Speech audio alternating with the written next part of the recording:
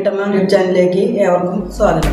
ഇതുവരെയും എൻ്റെ channel subscribe ചെയ്യാത്തവർ താഴെ കാണുന്ന സബ്സ്ക്രൈബ് ബട്ടണിൽ പ്രസ് ചെയ്യുക. തൊട്ടടുത്ത് കാണുന്ന ബെല്ലൈക്കണിൽ കൂടി ക്ലിക്ക് ചെയ്താൽ ഞാനിടുന്ന വീഡിയോകളുടെ നോട്ടിഫിക്കേഷൻസ് നിങ്ങൾക്ക് അപ്പോൾ തന്നെ ലഭിക്കുന്നതാണ്. ഇന്ന് ഞാനിവിടെ ഉണ്ടാക്കാൻ പോകുന്നത് മത്തങ്ങ എരിശ്ശേരിയാണ്. അതിന് ആവശ്യമായിട്ടുള്ള സാധനങ്ങൾ കഷ്ണം മത്തങ്ങ. ഇത് ഞാൻ എൻ്റെ തോട്ടത്തിൽ നിന്ന് പറിച്ചെടുത്തതാണ്. ഇതിൻ്റെ അളവ് പറയുകയാണെങ്കിൽ ഏകദേശം 1 കിലോ ഉണ്ടാവും. ആദ്യം ഇത് കഷ്ണങ്ങളായിട്ട് മുറിച്ചിട്ട് നമുക്കിത് തൊലി എത്തിയെടുക്കാം.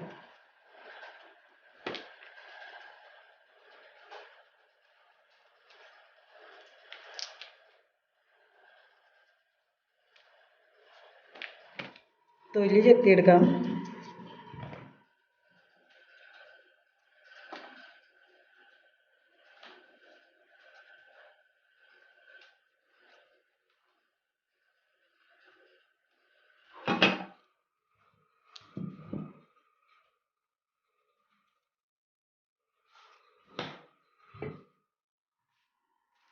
മത്തങ്ങ മുഴുവനും തൊലി കളഞ്ഞെടുത്തു. ഇനി നമുക്കിത് നുറുക്കിയെടുക്കാം.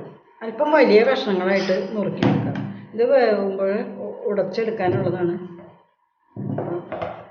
അപ്പം വലിയ കഷ്ണങ്ങളായാലും ഉടയ്ക്കാൻ സൗകര്യം.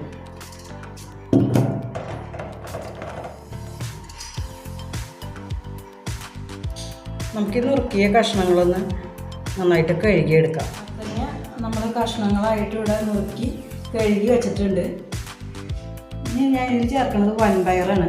വൻപയർ ഒരു 150 ഗ്രാം എടുത്തിട്ടുണ്ട്. അത് ഞാനൊരു 5 മണിക്കൂർ കുതിർത്തി വെച്ചതാണ്.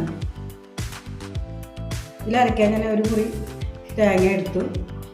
അതിലേക്ക് ഒരു 6 പച്ചമുളക്, ഒരു വലിയ ടീസ്പൂൺ ജീരകം, 3 ചുള ഉള്ളി, ഒരു 8 അല്ലി വെളുത്തുള്ളി എടുത്തിട്ടുണ്ട്. പിന്നെ നമുക്ക് ഉപ്പ്, മഞ്ഞൾപ്പൊടി, കടുക്, വേപ്പില, വറ്റൽമുളക്, മുളക് പൊടി, വെളിച്ചെണ്ണ, ഇത് വേവിക്കാനുള്ള വെള്ളം. ഞാനിവിടെ ഒരു 1/2 മുറി തേങ്ങയാണ് എടുത്തത്. വലിയ തേങ്ങയുടെ ഒരു 1/2 മുറിയാണ് എടുത്തത്. അതിൽ നിന്ന് ഒരു 3 ടീസ്പൂൺ തേങ്ങ ഞാൻ മാറ്റി വെച്ചിട്ടുണ്ട്. അത് നമുക്ക് ഇതിൽ അവസാനം താളിച്ചിടുമ്പോൾ അതിൽ ചേർത്ത് വറുത്തിടാനുള്ളതാണ്. പയർ ഞാൻ കുക്കറിലാണ് വേവിക്കുന്നത്. അപ്പോൾ അതിനായിട്ട് നമ്മൾ കുക്കർ അടുപ്പത്ത് വെച്ചിട്ട് അതിലേക്ക് പയറിട്ട്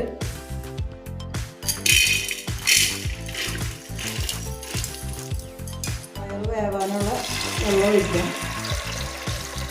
പയറൊരു 3/4 ഭാഗം വെന്താൽ മതി. നമുക്കിതിലേക്ക് മത്തങ്ങ കൂടി ചേർത്ത് വേവിക്കാനുള്ളതാണ്. നമുക്കത് 2 വിസിൽ കേൾപ്പിക്കാം. ആവി വന്നിട്ടുണ്ട്. നമുക്ക് വെയിറ്റ് ഇടാം. ഒരു 2 വിസിൽ വരുന്ന വരെ നമുക്ക് വെയിറ്റ് ചെയ്യാം. 2 വിസിലായിട്ടുണ്ട്. നമുക്ക് സ്റ്റൗ ഓഫ് ചെയ്യാം. നമുക്കിനി ഇതൊന്ന് തുറന്ന് നോക്കാം.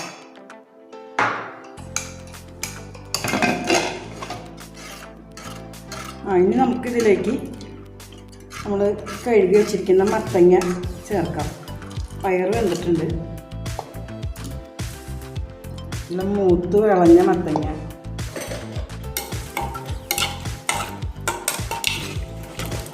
പിന്നെ ഇതിലേക്ക് പാകത്തിനുള്ള ഉപ്പും 1/2 സ്പൂൺ മഞ്ഞൾപ്പൊടിയും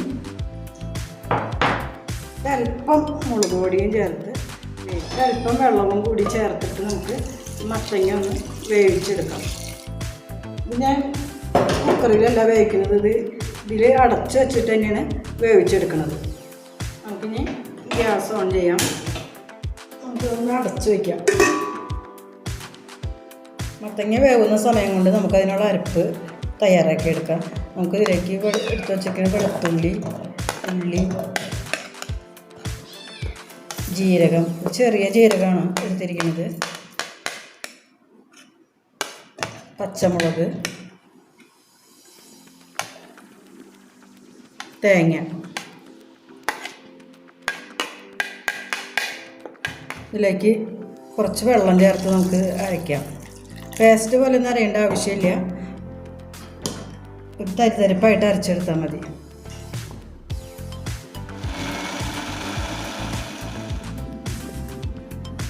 നമുക്കിതൊന്ന് തുറന്ന് നോക്കാം.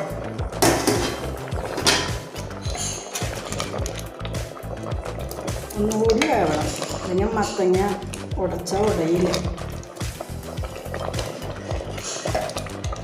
ഒന്നുകൂടി നമുക്ക് അടച്ച് വെച്ച് വേവിക്കാം. നമുക്ക് പാത്രം ഒന്നുകൂടി തുറന്ന് നോക്കാം. മത്തങ്ങ വെന്തിട്ടുണ്ട്. നമുക്കിത് കയ്യിൽ കൊണ്ടൊന്ന് ഉടച്ചു കൊടുക്കാം.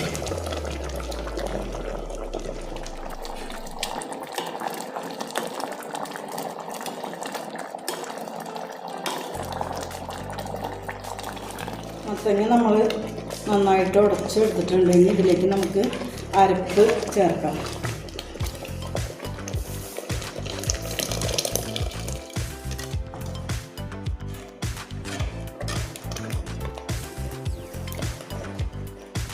നമുക്കൊരു 2-3 കതിർപ്പ് വേപ്പിലയും കൂടി ചേർക്കാം.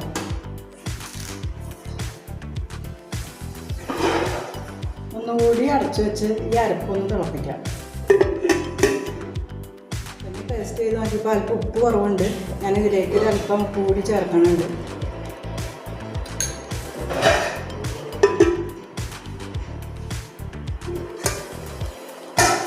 നമ്മുടെ അരപ്പ് വന്നിട്ടുണ്ട്.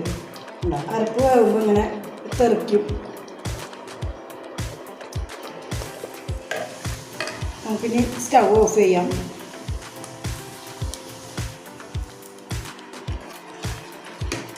നമുക്കിത് അടുപ്പത്ത് നിന്ന് ഇറക്കി വെച്ച് ഇതിലേക്ക് വറുത്തിടാം. വറുത്തിടാനായിട്ട് ചട്ടി അടുപ്പത്ത് വെച്ചിട്ടുണ്ട്. നമുക്കിനി സ്റ്റൗ ഒട്ടിക്കാം. ചീനച്ചട്ടി ഒന്ന് ചൂടാവട്ടെ. ചട്ടി ചൂടായിട്ടുണ്ട്. നമുക്കിതിലേക്ക് വറുത്തിടാനുള്ള വെളിച്ചെണ്ണ ഒഴിക്കാം. വെളിച്ചെണ്ണ ചൂടായിട്ടുണ്ട്. നമുക്കിതിലേക്ക് ഇനി കടുക്,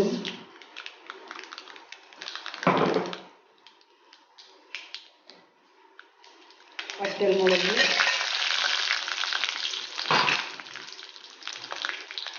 രണ്ട് കണ്ട് കറിവേപ്പില,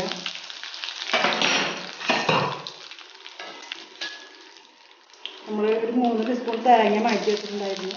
ആ തേങ്ങ ചേർത്തൊന്ന് വറുക്കാം.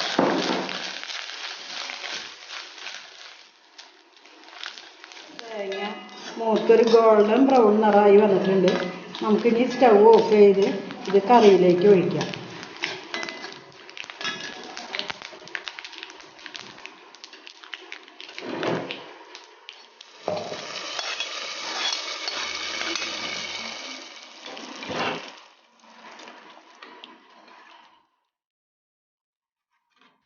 അപ്പം നമ്മുടെ മത്തങ്ങ എരിശ്ശേരി റെഡിയായി. നമുക്കിതൊരു പാത്രത്തിലേക്ക് പകർത്താം.